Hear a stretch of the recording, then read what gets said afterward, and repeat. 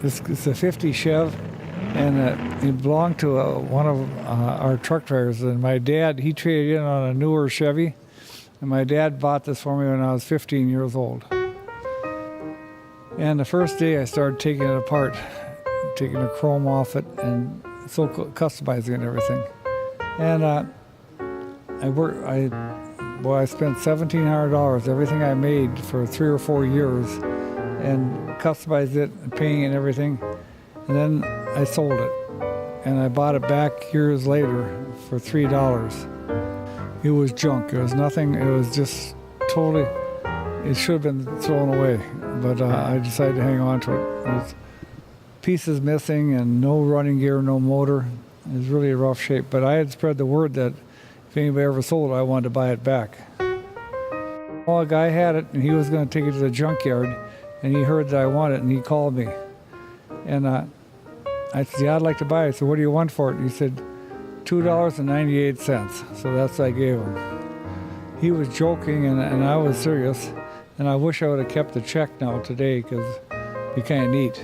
And I kept it for many years. And in the 90s, I decided to restore it. So it's pretty much like there's some things I wanted to do I couldn't afford to do, like I couldn't afford flames back in high school. But now it's got flames on it. Otherwise, it's pretty much the way it was back in the 50s. But it's 90-some% original car. My Uncle Norman Leader, he went to Dunwoody to learn to do body work back in the 50s. And this had chrome ornaments and stuff on the trunk. And he took all the ornaments, welded the holes up and everything, and they call it metal finishing. And men finished the deck lid and everything. That was in about 58.